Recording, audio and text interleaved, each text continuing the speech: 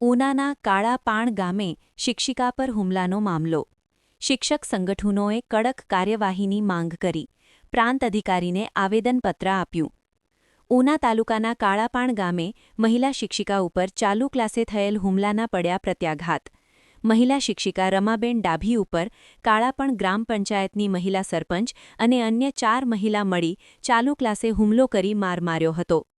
ઉના તાલુકાના કાળાપાણ ગામે ગત શનિવારે એક મહિલા શિક્ષિકા રમાબેન ડાભી પર હુમલો થયો હતો.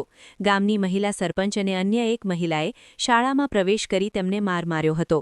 આ ઘટના અંગે શિક્ષિકા રમાબેન ડાભીએ આક્ષેપ કર્યો હતો કે સરપંચના પતિ, તેમના મળતિયા અને શાળાના અન્ય એક શિક્ષિકા તેમને વર્ગ શિક્ષક તરીકેની નોકરી છોડી અન્ય સ્થળે જવા અને ગ્રામ પંચાયતના બિસ્કિટ બિલની વ્યવસ્થા કરવા દબાણ કરી હેરાન કરતા હતા. રમાબેન ડાભીએ આ ઘટના અંગે ઉના પોલીસમાં ફરિયાદ નોંધાવી છે.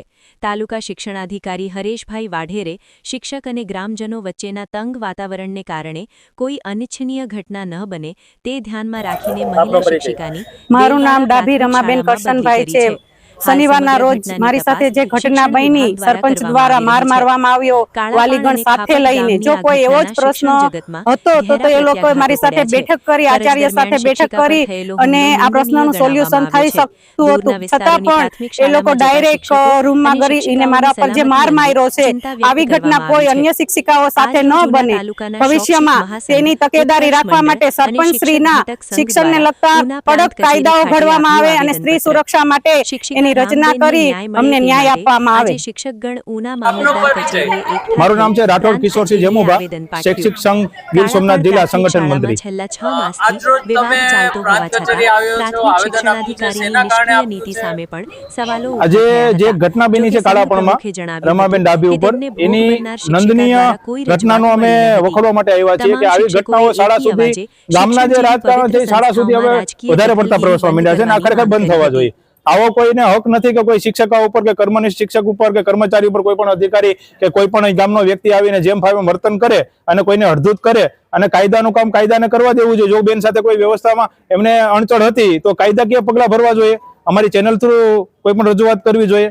ડાયરેક્ટ કોઈ પણ આવી અને આવું અધ્ધતાએ ભરેલું વર્તન કરે એ કેટલી અંશે વ્યાજબી ગણાય. એના માટે અમે તમામ શિક્ષકો સ્વેચ્છાએ બધા આંદોલનમાં જોડાય અને પ્રાંત સાહેબને આજે આવેદન આપ્યું છે કે આમાં જે કંઈ પણ જે દોષીઓ છે એમને સજા થવી જોઈએ અને જે કંઈ પણ આની અંદર કડીમાં સામેલ હોય તમામ ને સજા થવી જોઈએ. સાહેબ, આમાં રમાબેનને જે પ્રોબ્લેમ થયો છે એને ભૂતકાળમાં જે રજૂઆત કરી હતી તમારા સંઘને કે કોઈ અધિકારીને?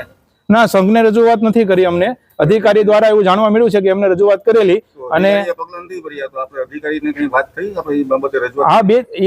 આ ઘટનાને 2 દિવસ પહેલા બેને રજૂઆત કરેલી છે. સમાચાર છે. તમે જે વાત કરો છો, તમારા અધિકારી એમ કે 7 મહિનાથી આ પ્રશ્ન ચાલે છે, તો 7 મહિનામાં પ્રશ્નનું નિરાકરણ ન થયું તો આ ઘટના જ બની.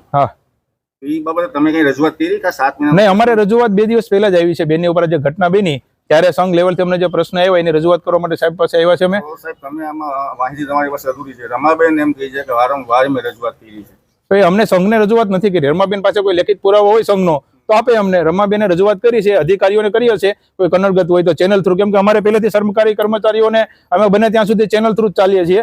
જ્યાંથી કોઈ નિર્ણય ન આવે ને આવી ઘટનાઓનો કોઈને સંજસ પણ ન હોય કે આવી ઘટના કોઈ બનશે. આવડી મોટી ઘટના બનવા પાછળ કોઈક ને કોઈ કારણો હશે. બાકી કોઈ આવડી મોટી ઘટનામાં જવાબદાર વ્યક્તિઓ પ્રવેશી ચૂકી તો પહેલા પણ તમે રજૂઆત નથી કરી ને? ક્યારે આ બાબતે કરી છે? નહીં.